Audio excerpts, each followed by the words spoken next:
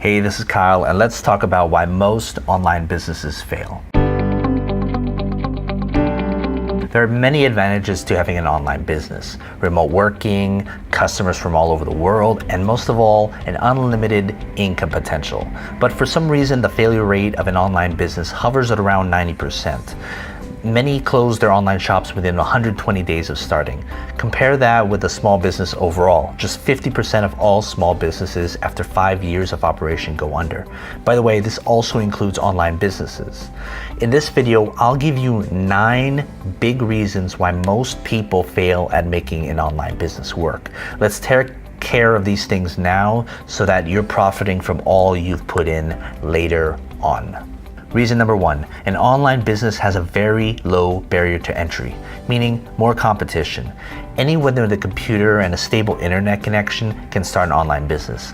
You're not just competing with your neighbor for market share, you're competing against that kid in Nigeria or that single mom in New Zealand.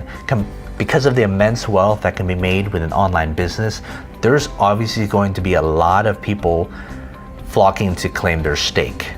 Even if these people who start an online business have little idea where to start, they usually can and do make a sale or two before realizing it's just not for them and they quit. Now multiply that by 25 million people just making one sale. That's 25 million going to someone else not named you. The low barrier to entry makes it so tempting to start a business. It can be a blog, a Shopify store, a consulting business, selling courses, or selling something on Amazon. There's so many things you can do and everyone knows about it. I put this as reason number 1 because this is the biggest reason and the only reason out of this list that you cannot really change. Reason number 2, most people don't treat their online business like a real business. I see this all the time, and when I got started, I wasn't immune to it. Because it was so easy to get a website going and fill it with affiliate links and ads, I didn't treat it like a real business.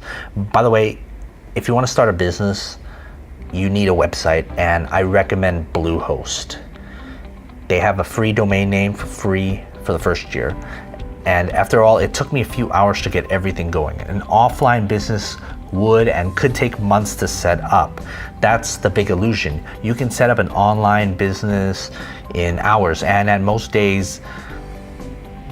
There's little regulation associated with an online business compared to applying for an occupancy permit, buying inventory, hiring employees. All those things needed for a brick and mortar business can be very expensive. If you want to have a serious online business, you need to take this task seriously. That's what most people forget, and that's a big reason why most people fail to make an online business work. A good start is to actually incorporate your online business. People do it even before they see a dime for an offline business. An online business should be treated like a real business. Reason number 3, most people don't properly invest in their online business. In this case, I'm talking about spending to get your online business going. Sure, you can spend less than $5 a month setting up your online business with a website, but that's just the minimum amount you have to commit. In many cases, you'll have to shell out hundreds or even thousands of dollars setting up an online business. You can't skip out on these things. We are falsely led to believe that an online business is some cheap and easy way to make money. That's the furthest thing from the truth. Remember, the barrier to entry is so easy, so how can you separate yourself from the rest of the crowd? You can do what most aren't doing, and that's properly investing in your online business. Every online business you see that generates millions of dollars every year, they didn't come about because they spent $5 a month getting a website going.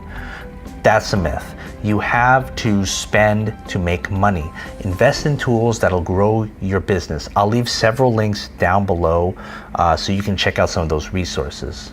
Reason number 4, there's this idea that you can make a lot of money really fast. This is probably the reason why you decided to start an online business. It was for me. The idea that you can make that quick buck is a temptation that almost is impossible to avoid. We see it every day on our favorite social media platforms. Some young person driving a nice car, living in a big house. It does happen, but it's rare. It takes time and a lot of effort. An online business is a convenience. It's not an excuse to expect a short rainbow and a pot of gold at the end of it. It takes months and sometimes years to even get something going. That's why most people quit after they realize they aren't making any meaningful dollars within the first few weeks or even the first few months. A coffee shop takes about a year to get set up. You have to find the property, get branded, create a business plan, get a small business loan, find an affordable inventory, get inspected, find employees, all before you see a single dime from your customers. Think of your online business like that. Give that year all you've got before you see a single dime.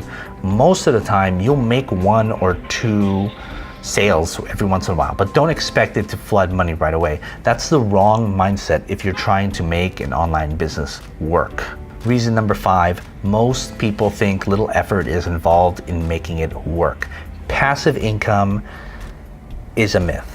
If anyone tells you it's automatic, they're either lying to you or they're trying to sell you that dream.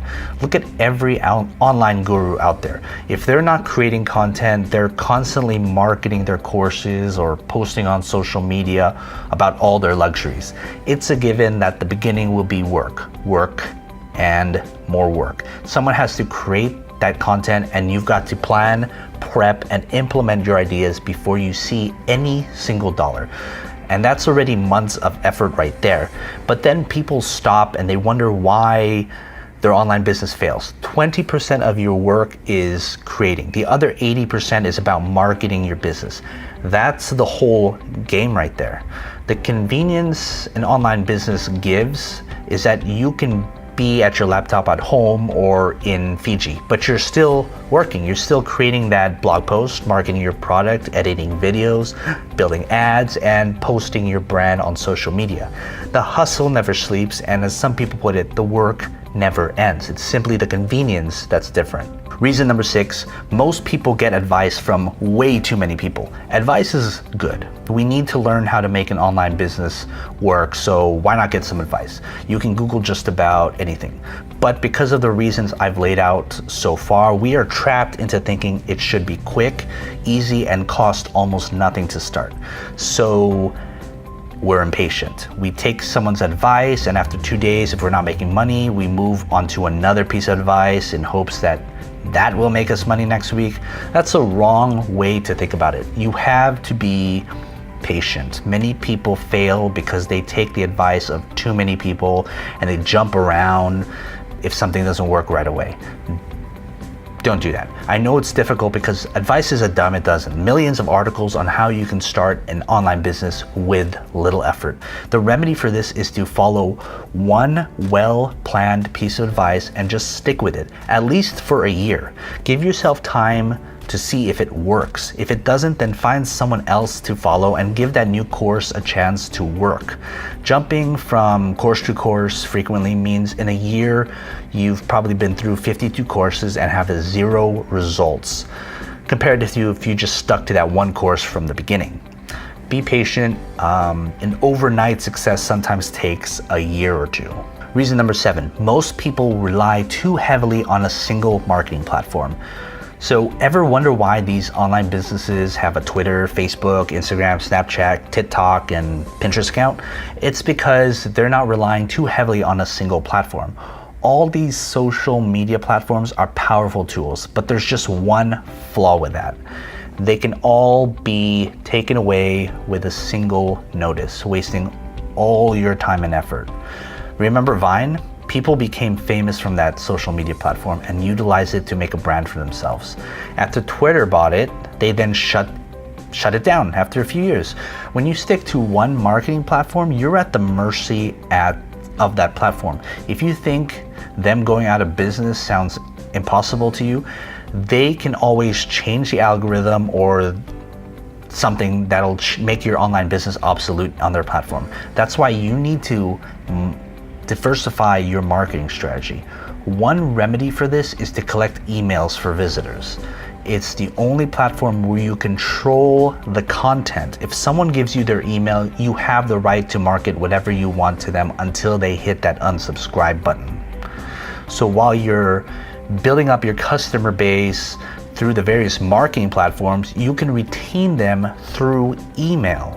Reason number 8, most people are creating a need without identifying a market. So what am I talking about here? Most people fail because they are jumping onto something without properly identifying a market for their product or service. It all goes back to messaging. Let's be honest, the world probably doesn't need your product. It's no different from a million other products out there. You have to convince your customers that they need the product or service. By introducing yourself online, you're creating a whole new market, even if your product is no different than a million others out there. As I said earlier, 80% of your time should be dedicated to marketing whatever you're selling. With an online business, you're competing with billions of other businesses. Your customer base is unlimited, but so are your competitors. The solution for this is to identify your market first before diving into setting up your product. Don't target everyone. Find an audience and target them. Yes, your customer base goes down, but more importantly, your competitors go down. A niche is a market, and the clearer your niche is, the more identifiable your market is. Who are you selling to? What are they looking for? And can you provide it to them? Reason number 9.